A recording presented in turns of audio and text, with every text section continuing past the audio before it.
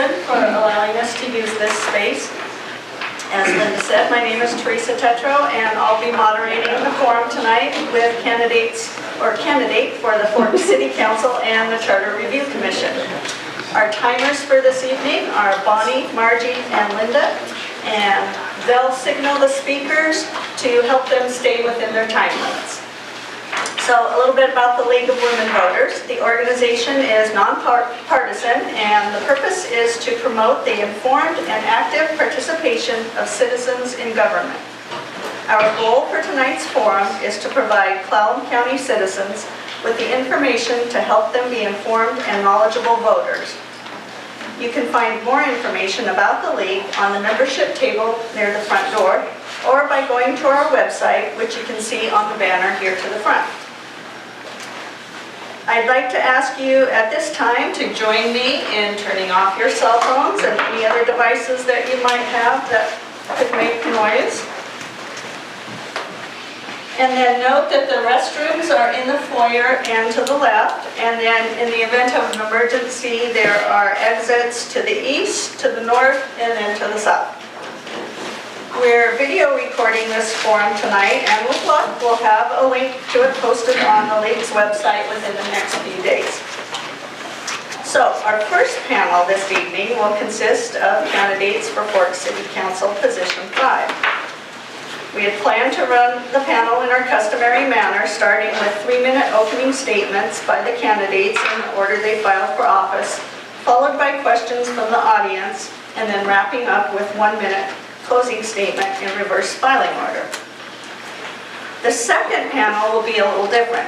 Let me say a few words about the Charter Review Commission. So Clallam County is one of 7 counties in Washington that has a home rule charter, and a charter allows counties to adopt a constitution that can change their form of government and or create requirements for the operation of government beyond those required in the state constitution. The Charter Review Commission is convened every 5 years. And although candidates for Charter Review Commission will appear on the November 5th general election ballot, not the primary ballot in August, the League has opted to hold these forums now. So the general election season will be a very busy one, and we're going to have our hands full covering a lot of local races. Holding these sorts of forums gives voters a longer period of time to become familiar with the commission and their candidates, especially since this only comes around once every 5 years. Voters in each of the commissioner districts vote for 5 candidates. The top 5 vote getters from each district together make up the commission, which serves a 1-year term. For the Charter Review Commission forum, you'll hear first from Elizabeth Stanley. She's the Clallam County Deputy Prosecuting Attorney in the Civil Division, and she will tell you about the Charter Review Commission, why it exists, and what its mission is. Then we'll allow a few minutes for questions for Ms. Stanley. We'll then have each candidate or his or her representative make an opening statement of no more than 3 minutes. After you've heard from all the candidates, we're going to take a break of about 20 minutes, during which time the candidates will spread out throughout the room so that each of you can visit with each candidate one-on-one. We'll reconvene at the end of this sort of speed dating period for the candidates or the representatives to make closing statements of no more than 1 minute. So, let's turn first to the Fork City Council. We're here to learn from and about the candidates for the Fork City Council race that will appear on the August 6th primary ballot. There are 3 candidates for this race, Position 5, and the top 2 vote getters in the primary race will advance to the November 5th ballot. 3 candidates have filed for Council Position 5, Mike Gilstrap, Christina Kohout, and Danny Smith. Under Washington's top 2 primary system, the top 2 vote getters in this race will all advance automatically to the general election on November 5th. There are 2 other council races, but in both cases, Position 1 and Position 4, there's just a single candidate running unopposed. It's the League of Women Voters practice to hold forums only for primary races where there are 3 or more candidates, so that's why we're holding only this one forum for this particular council race. The City of Forks utilizes a strong mayor form of government. The 5 council members and the mayor are unpaid, and they each serve 4-year terms. All council positions are at large, and along with the mayor position, require residency within the city limits. We will be following the agenda you were given when you came in this evening. And in the order they file for office, we'll ask each candidate to make an opening statement of no more than 3 minutes. Then, following the opening remarks, it'll be your turn. Audience members may pose questions for one or more of the candidates. You'll have 1 minute to ask your question, and the candidate will have 1 minute to answer. Keep the time limit in mind when crafting your question. League volunteers have index cards and pencils for you so you can write down your questions. You may address your question to a particular candidate.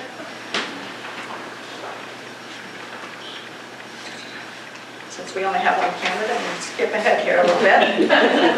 We'll give everyone in the audience the chance to ask a question before taking follow-ups or multiple questions from the same person.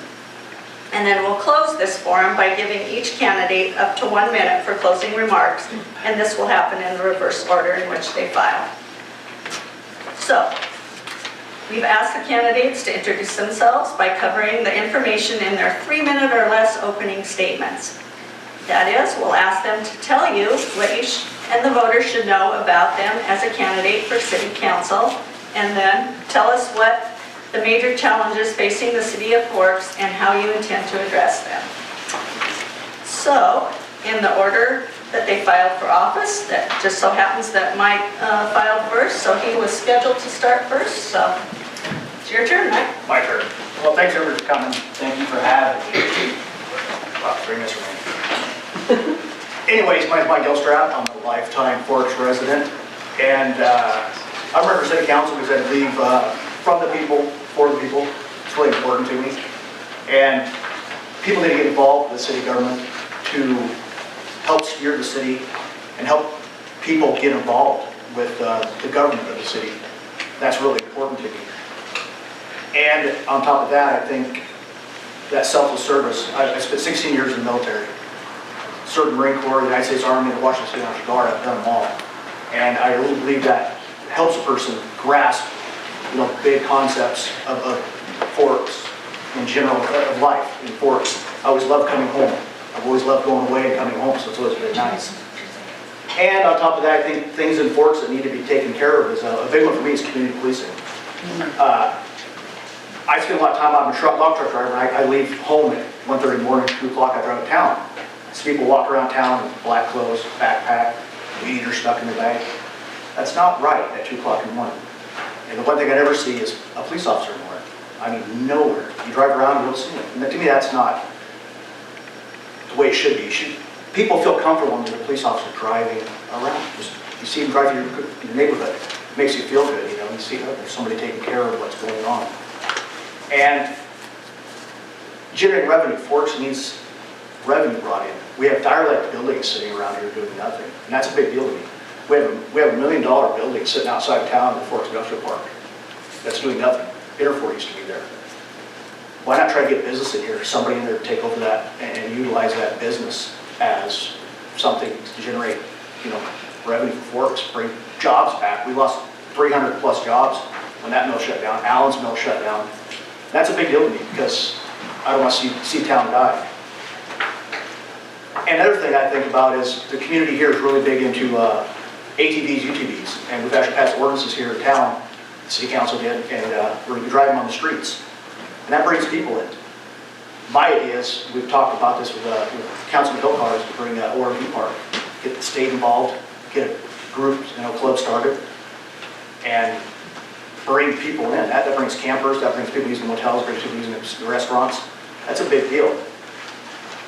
So in general, that's all I really have to talk about right now because I only have 30 seconds left. But I really enjoy my town. I enjoy the people here, and I want to serve. I want to help the town grow and be better.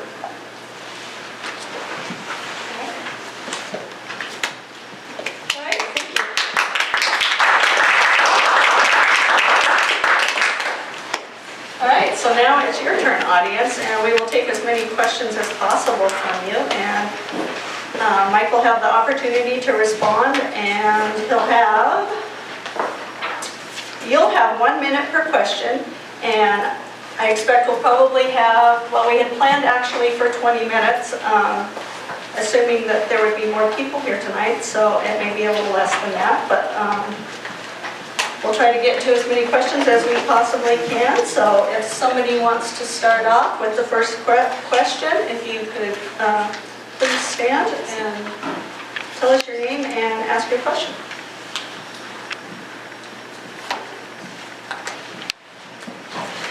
Your name? I'm Ian Nickel. One thing I believe in, like for potential elected officials, is community service and like community involvement. So aside from your military service, how have you been involved in your community, like through volunteerism or maybe other types of organizations and things? Good question. I'm a member of the VFW. I'm a member of the American Legion. There's a lot of stuff we do with the high school, which we try to give grants, stuff like that, money. We do scholarship options, donate scholarship options, stuff like that. I help the Lions Club a lot. I'm not a Lions member because I don't have time, but I help with them a lot. I do their White Cane Days auction every year. And I think I've raised kids in town. I've run through the school system, so I spend the time doing the senior dad stuff, all that stuff. So I think I'm vested in the community when it comes to that, that kind of thing. Thank you.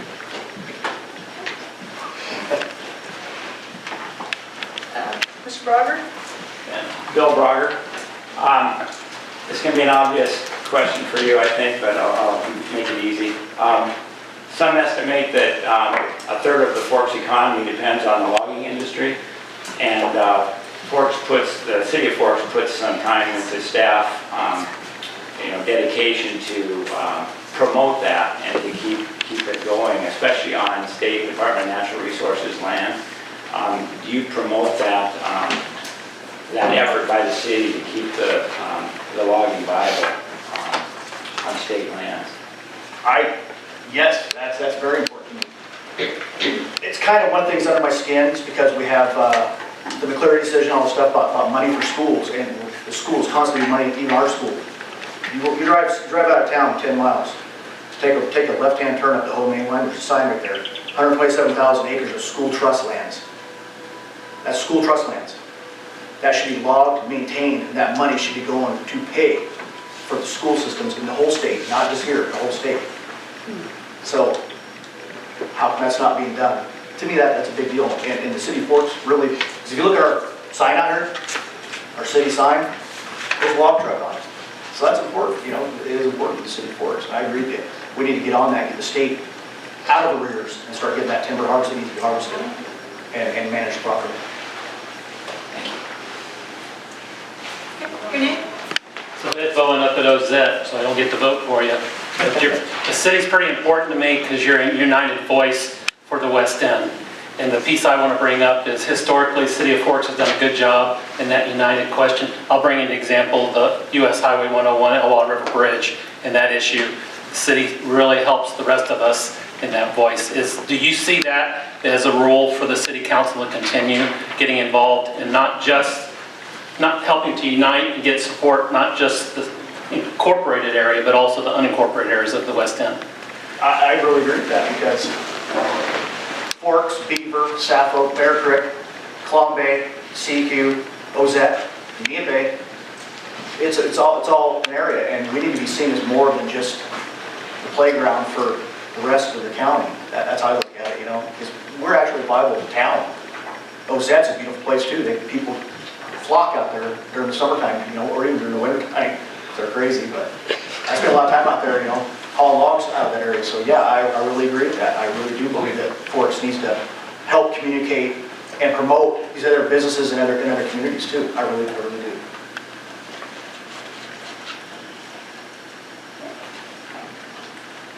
Yes, your name, please. Kenneth Reandeau. So with the longer dry spells that we're having here in the spring and summer, what are your thoughts around water supply for the city?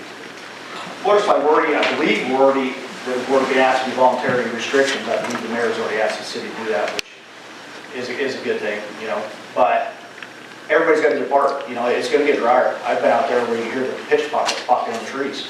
That's how hot it is outside. And you can smell it. It smells like something's gonna catch on fire.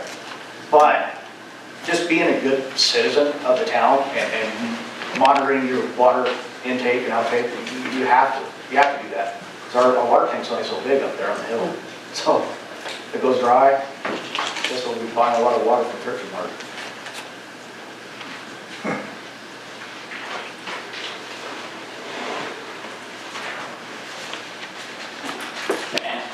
I think so. Got Is plenty of there time. Bill. anybody else that? We got plenty of time. So this will be a tougher question. Oh. A couple years ago, in the mayor and the city council elections, there was a lot of discussion about the police department. And there had been some concern of giving up the Forks Police Department and jail and seeking help from the county to assume all those roles. Do you have a feeling, one way or the other, on that issue? Wow, Bill. That's a tough one. I'm That's a sorry. tough one. But I would like to know how you see Like it. I felt at that time, I was on board with that. Bring the sheriff back. It's a bigger entity. They've got more pull, they've got more communication, they've got everything. At that time, the Fork City Police Department actually wasn't doing a very good job. They weren't. We had officers under investigation by the FBI. You know, that's not good. We had officers that were hurt at the time. So Chief Riley's doing a good job right now. Me and Mike are friends, and I pitch a lot of crap, you know. And you know, and that's a big deal to me. So yeah, and like I said, the police need to get out and be more involved in the community to get people to notice, hey, they're really doing their job. You know, they're doing something here, not just, you know, willy-nilly hiding, look on their cell phones, typing people's information for fun. So that's a hard one though, because it'll come up again maybe sometime in the future. But I think we need the cooperation again where they used to be in the police department like they were before. Dual entities in one building. I believe in that. Thanks. Sorry. It's okay. Okay, anybody else?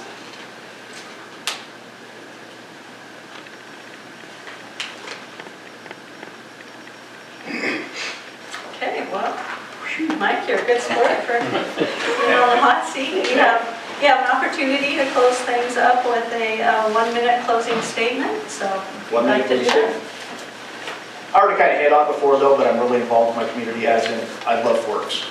I spent a lot of years, the military sent me to a lot of bad places. And it's always nice to come back, and always come back to Forks. And if I get elected to the city council, I'll do my best. You know, I work hard every day, I work, you know, crazy hours, but I'll take the time to get in there and do the council meetings, you know, and try to do what's right for the citizens of Forks. I don't have an agenda. I don't have anything actually, but try to do what's best for the people of Forks. That's how I look at it, because they have to be involved too. We can't just run willy-nilly and dictate. They need input. When you give a person input, they feel like they have ownership. When they have ownership, everything feels good, everything grows better. So, if I get elected, that's all. That's all I have to say. All right, well, thank you very much for being here tonight. Let's give a round of applause.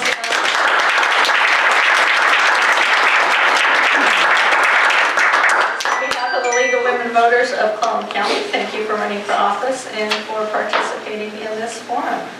And we're going to take a short break here so we can get set up for the Charter Review Commission candidates.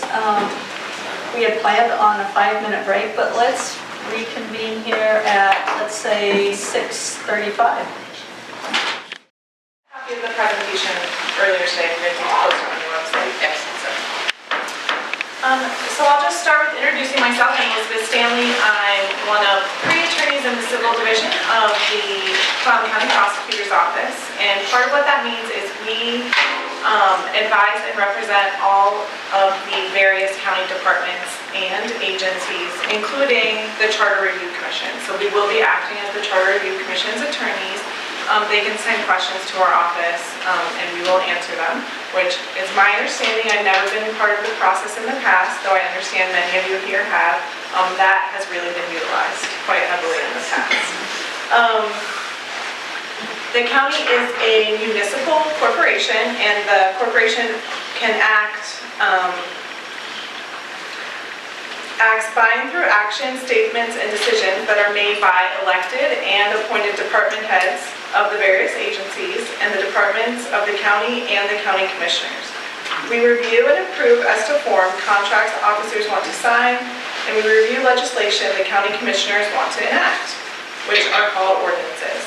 We also handle the lawsuits that are filed against the county, and we also handle lawsuits that the county files proactively for things like cleaning up property and collecting debt. And being an attorney for the Charter Review Commission is one of the more practical of those activities, of course. I will be sometimes referring to the Charter Review Commission as the CRC, which is commonly how it's known in the county. And if we could go to the next slide. A lot of people think of the Charter Review Commission as a kind of constitutional, I think you can just use the arrows.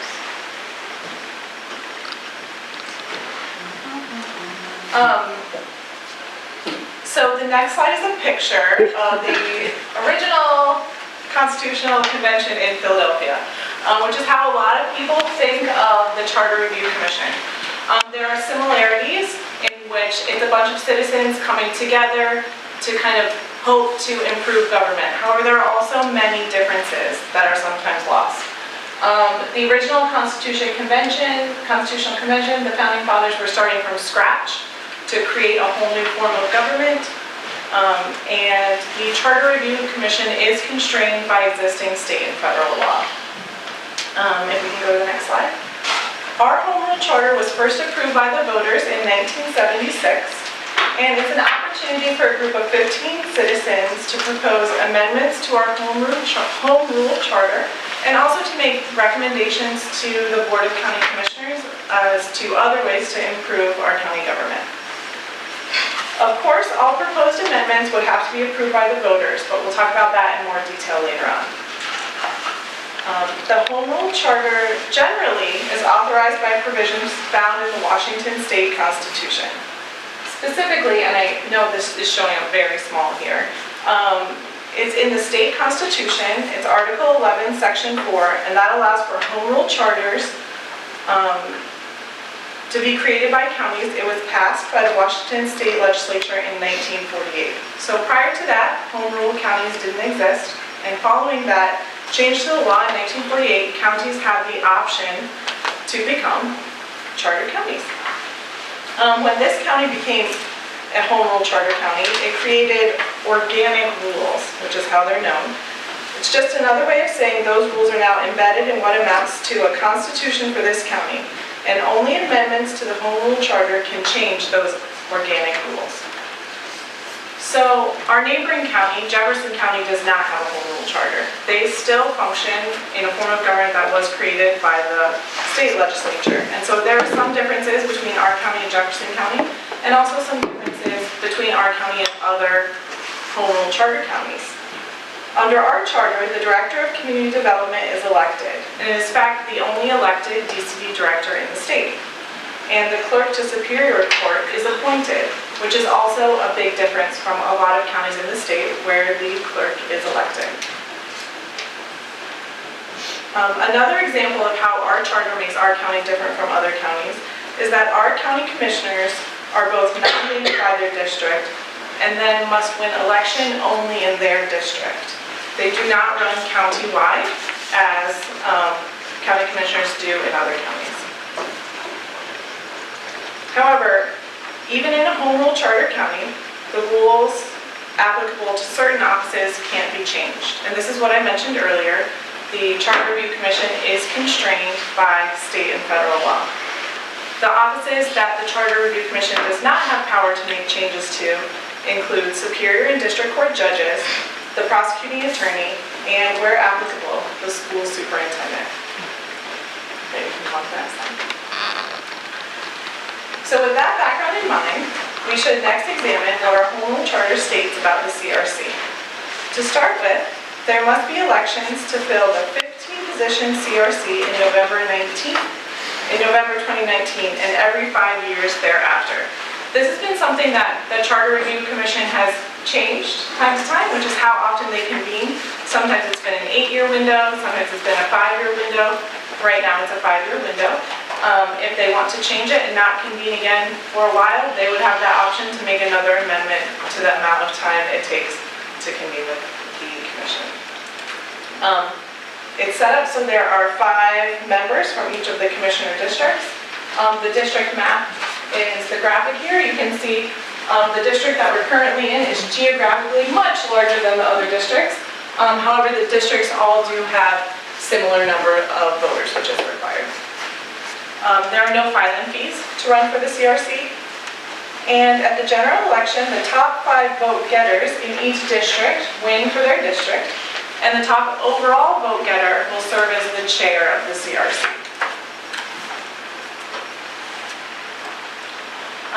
The persons elected to the CRC will not receive a salary, but they will be reimbursed for their reasonable out-of-pocket expenses related to serving on the CRC. And the commission itself will receive reasonable funds, facilities, and services to enable them to complete their job.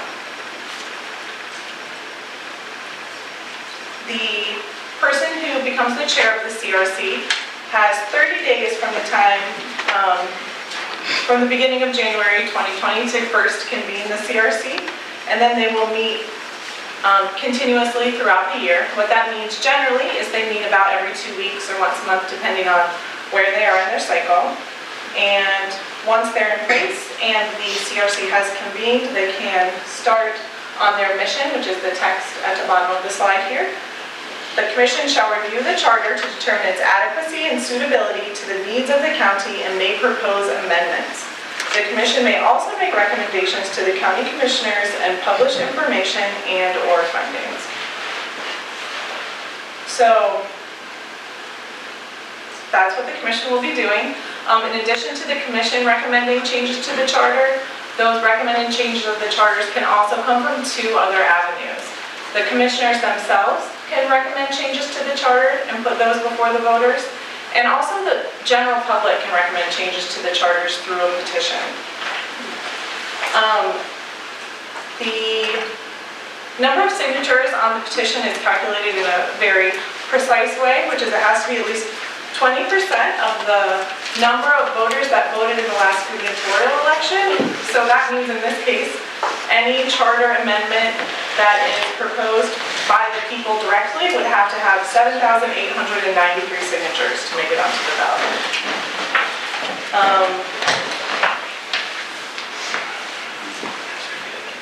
So in order for any of these recommendations to make it on the ballot, they have to be finalized into the auditor's office 90 days before the election. So that means they would be to the auditor by the first week in August. And that deadline cannot be ignored or missed. If the Charter Review Commission spends all the time getting everything together but does not get those amendments to the auditor's office by 90 days before the deadline, they will not be put on the ballot. And we can go to the next slide. I think I skipped one. I already talked about this, and we can go one more slide. Finally, the voters will either approve or reject any proposed charter amendments in November of 2020. We can go to one more slide. It's about the other things that the Charter Review Commission does, which is the CRC can review other aspects of county government that aren't directly related to the charter and make recommendations to the Board of Commissioners. The Board of Commissioners must consider those changes and make written responses to them, either rejecting those changes and explaining why, or accepting those changes and issuing a timeline for adoption of those changes. So if you have any questions, hopefully I can address them at this time. I did bring my copy of the charter with me. If I can't answer them directly, I'm sure one of these experienced individuals in their own question and answer time may be able to help you.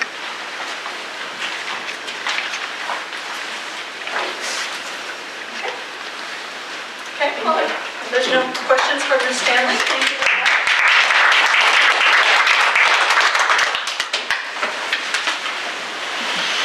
All right, so before we move to hearing from the the candidates or the representatives, I want to note that all of the candidates for the Charter Review Commission in District 3 were contacted through email addresses they gave when they filed for office in the county auditor's office. Those who we didn't hear back from received telephone calls, and we have left detailed messages for them. Of the 11 people who filed, 5 responded that they would attend, 2 apologized and said they had prior commitments, 1 person said maybe, and 4 did not respond. All of those who didn't say yes were given the opportunity to send a representative to make their opening and closing statements and to collect questions from the audience.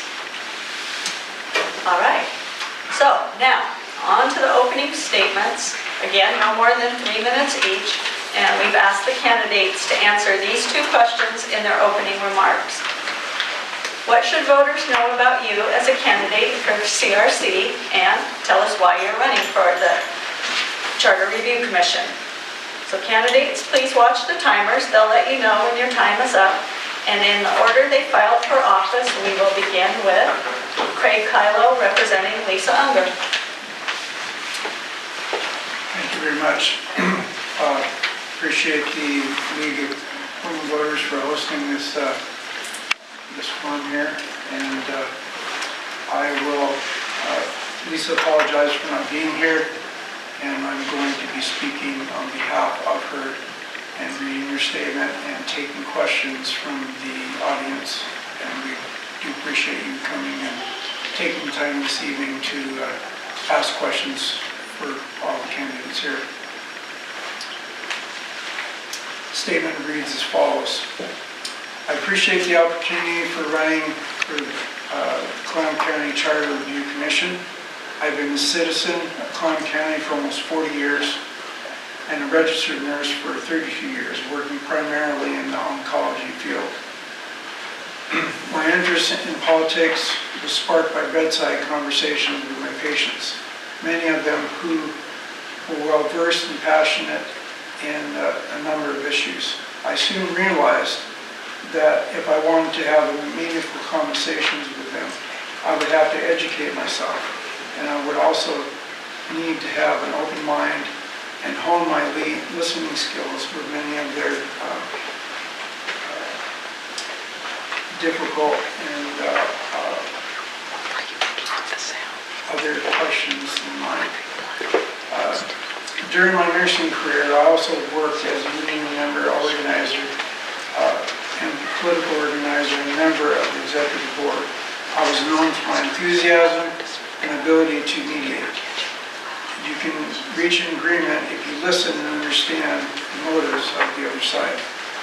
As you might expect, many of the issues that were important to me are healthcare related issues.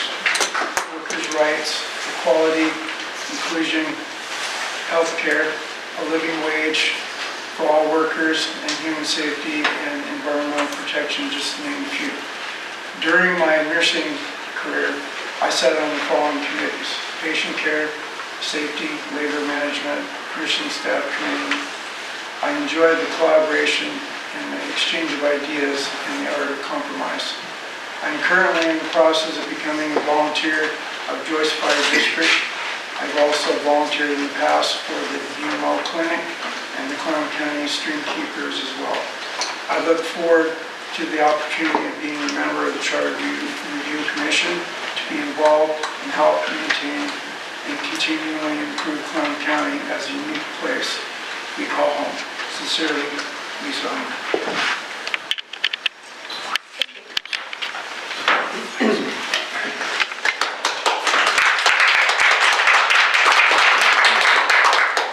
Next, we'll hear from Brian Hunter.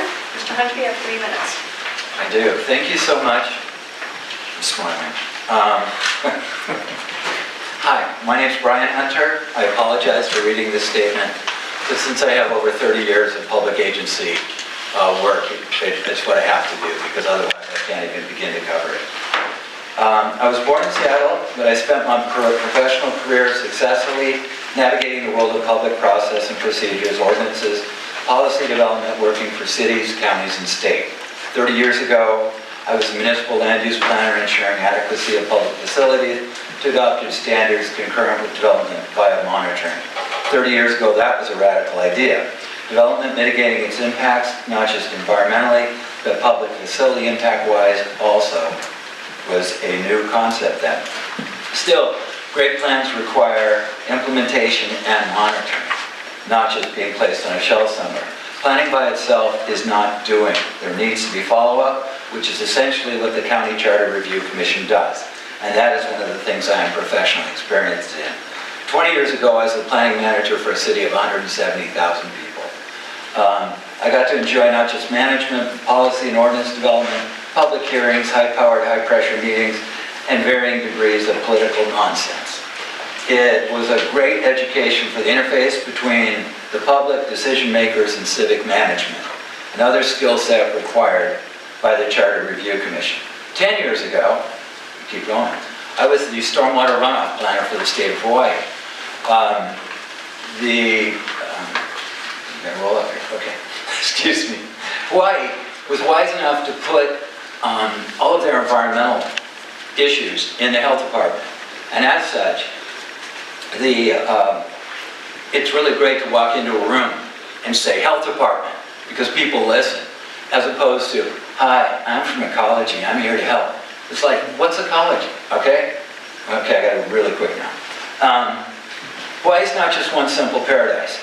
You think Forks has a lot of rain?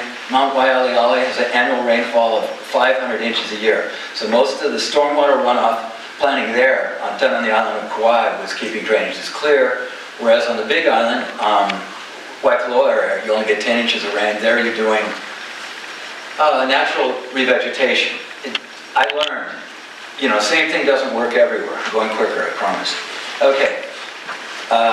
Local public experience. I was a planning commissioner for the city of Port Angeles from 2014 through 2016. Worked on their last land use element update. So I have a proven track record. I'm familiar with all the local processes and players. I'm happy to answer any questions later, and thank you for your consideration.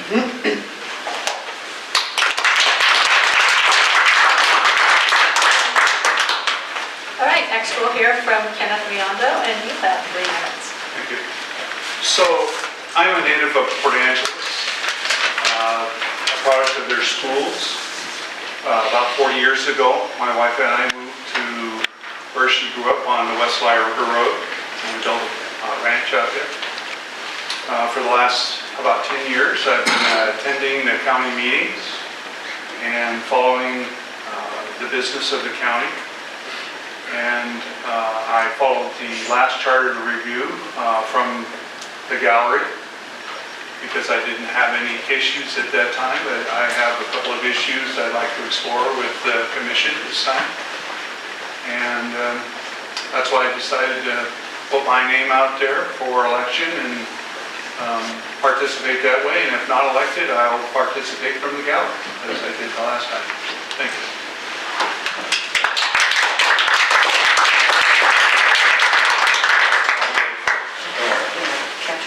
Okay, and on behalf of Joe Murry is Laurel Black. Hi, I am Joe Murray's wife, Laurel, and he wants to let you know that he was very sorry that he couldn't be with you today. He had to be in Ellensburg on business, but he is very definitely interested and invested in contributing as a citizen to this great opportunity that our county has for citizen involvement. His previous elected experience is that he was on the Clallam Conservation District for 25 years, 15 of which as chairperson. He is a professional forester. He was with M&R for quite some time. He has been doing commercial forestry for 40 years, and he specializes in forest inventory, silviculture, public access, education, history, and public policy. He serves currently on the DNR's Riparian Scientific Advisory Group, called RSAG, which is part of the DNR's Cooperative Monitoring, Evaluation, and Research Program. And he's at that meeting in Ellensburg. He is also on the Western Forestry Conservation Association Board of Trustees. That was from 1998 to the present. In terms of community service, he was on the United Way Funds Distribution Committee for District 3, the west end of the county, from 2004 to 2015. He has been an active member of the Juan de Fuca Scenic Byway Association from 2000 to the present. When the county convened its County Trust Lands Advisory Committee, he served on that as its chair. And he is currently a member of the Port of Port Angeles Timber Advisory Committee. He's lived in Clallam County for 47 years and obviously has been involved in many community organizations and initiatives, and he has worked with many admirable people. He's been a resident of District 3 for 40 years, and he feels that he has a deep knowledge of the people who live here, their issues and their needs. And he says, "I believe that my background and experience will add value to the work of the commission. Thank you."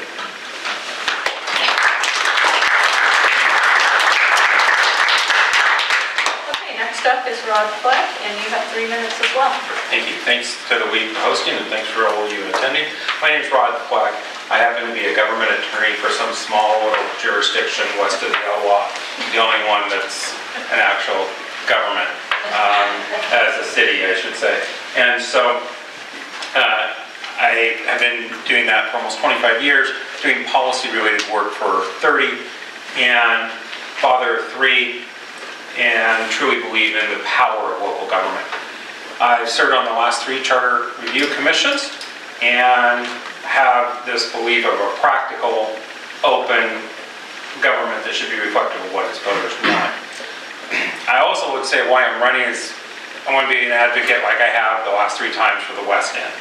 And sometimes the positions we have are slightly different when you go west of the Elwha.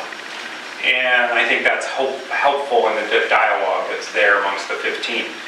I also truly, strongly believe, and I think if you're wherever you're on the political spectrum, I think you can see that I've said this repeatedly, government has to be responsive to and responsible to its citizens. And the Clallam County Charter has definitely assured that. And the voters have repeatedly upheld provisions that others thought should be considered as unique or different or changed. And it's the voters' document as to how they want to be governed. And I think that's essential to the way we do things there. I mean, also experience with its character, its structure, its interactions, having helped draft some of the amendments, having helped write a few of the provisions, having written many of the voter guide responses.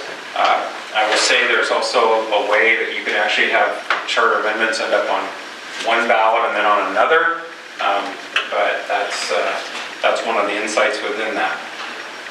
I want to thank you for your time and thank you for being here. Look forward to hopefully having your vote, and if so, serving on the commission next year. Thank you.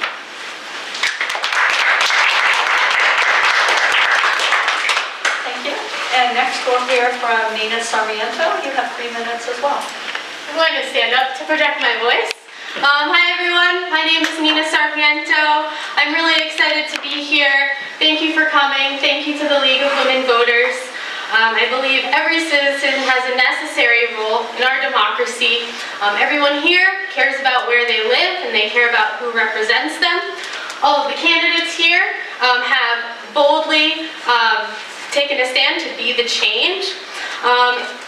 And so, that being said, there is a very opposite role that people have taken, and today we're referring to it as apathy. And that is not standing up for something when you feel that it's wrong. It's not showing up to vote. It's not paying attention. And believe it or not, I was once that way. I grew up in New York City. In 2016, I graduated with an undergraduate degree in biology from Binghamton University in upstate New York.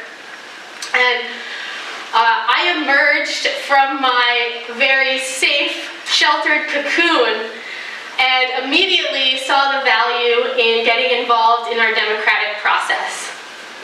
I strongly believe that unless my generation takes a more active role in local government, unless that we boldly embrace the changes of the future, and my generation will have a very bleak future.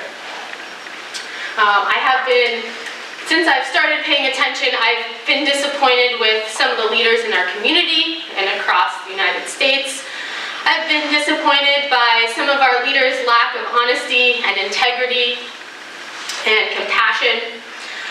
However, I am specifically running for Charter Review District 3 because of my dedication and my love for this area and because of the community that I've been so blessed to be a part of since I've been here. I really look forward to listening to everyone and being a voice for everyone who lives here. And I also look forward to working with others to promote a better quality of life for everyone who lives here for generations to come. Thank you.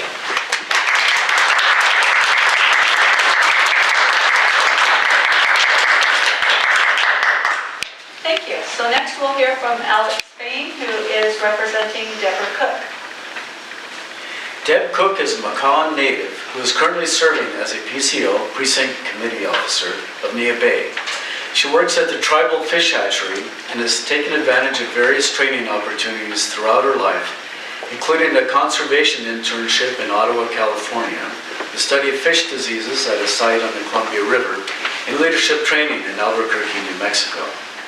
Among the issues that she thinks are important to be addressed by the 2020 Clallam County Home Rule Charter Review are: 1. Camping in non-designated pull-off sites has been increasing, and sometimes for prolonged periods of time.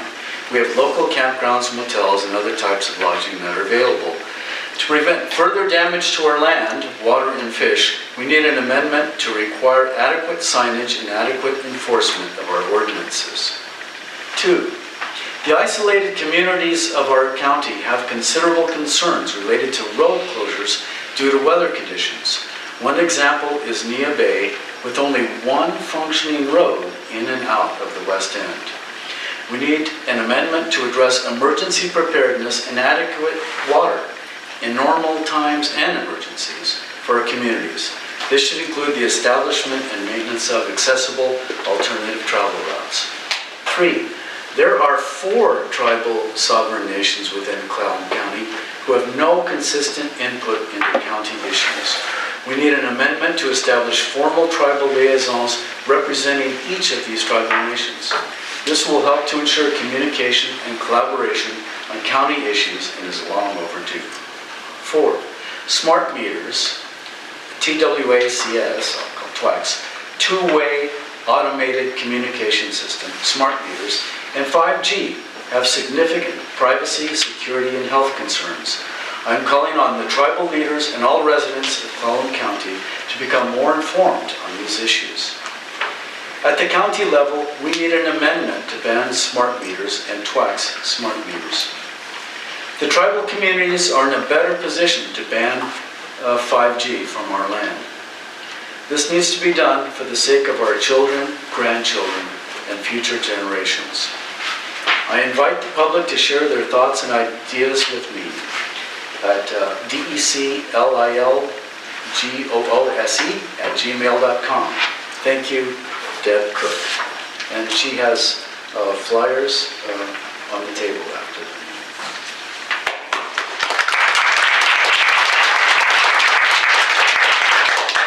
All right, thank you. And Therese Stokan, you also have 3 minutes. Okay, hello. My name is Therese Stokan, also known as Tree. I'm a resident of Nia Bay, which is the home of the Makah Nation. I work in Port Angeles as an osteopathic family physician. I care for patients throughout Clallam County as well as Jefferson County. In addition, I'm affiliated with a number of nonpartisan groups, which are on my flyer down in the lower right-hand corner, and which are focused on specific issues, and they're all nonpartisan. I help these groups organize educational meetings and workshops, and for instance on Medicare for All, universal health care, nuclear weapons, and most recently, smart meters and 5G. As a result of both my work in healthcare as well as issue-related groups, I have become affiliated with many individuals who care deeply about the issues that impact our people and our communities here in Clallam County. I want to tell you one thing. I was so excited to hear about the Charter Review Commission because, we're only one of 7 counties in this state that have this form of government, if you didn't know that. And we were the 2nd county to adopt it. And there are many counties that have tried more than once and failed. So we have something that we've accomplished here that you may not realize. This gives the control of county affairs to the people in the county rather than requiring legislation from Olympia. So I want to tell you that I would be privileged to represent you on this commission. I think it is a really wonderful, rare opportunity, like once every 5 years you have this opportunity. So I would certainly appreciate your support in my candidacy. There's a lot I want to tell you, but since I can't tell you in 3 minutes, I'm going to refer you to my website, and it's on the bottom of my flyer. It's www.treestokan.com, and it goes through some of the issues that I think are really important, and there you can actually send me feedback.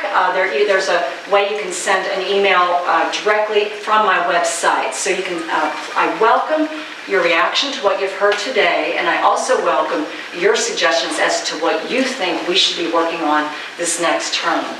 So since I have a little bit more time, I'll tell you the highest priority is, in my opinion, an ordinance ensuring reliable, year-round, potable or usable water supply for Clallam County communities, and I've been given some wonderful suggestions on how to do that. The determination of cost-benefit ratios for county and PUD projects.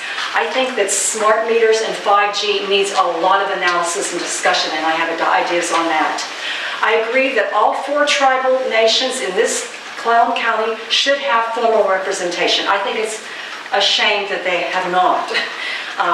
There must be county-wide emergency preparations, and one of the things that Deb had said, reinforcing roadways, especially, okay, that's all I have to say. So read more at my website. Thank you very much for your attention.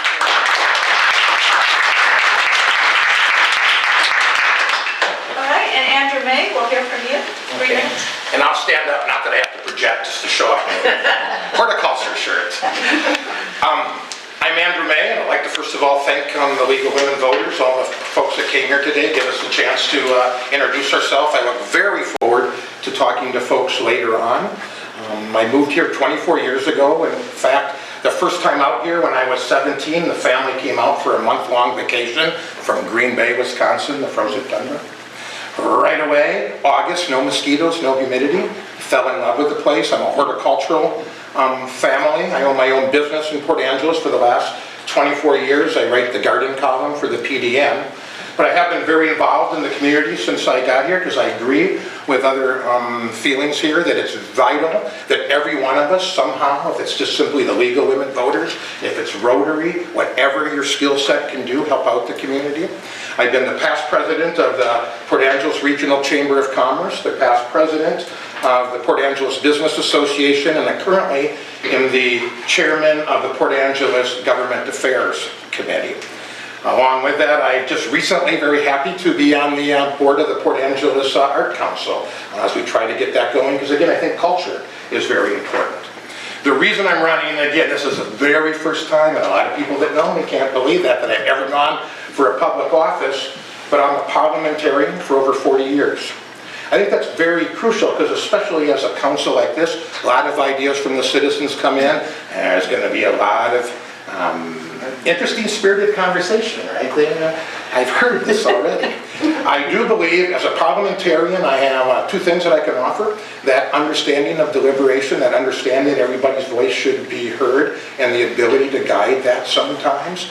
At the same time, that's taught parliamentarians to be very neutral when we look at and listen to what's coming on before we vote.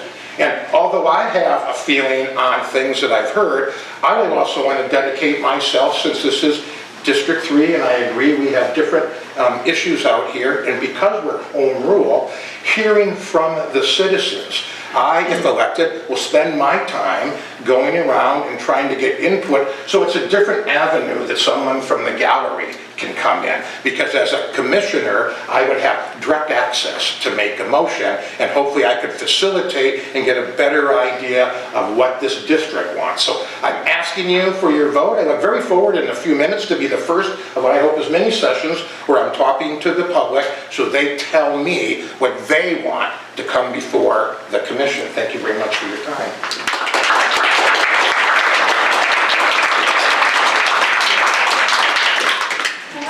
I'm going to stay on this. I'm tired sitting. So, with that, we are going to take a 2-minute break, and we'll have the candidates spread themselves out throughout the room. And audience members, you will have about 20 minutes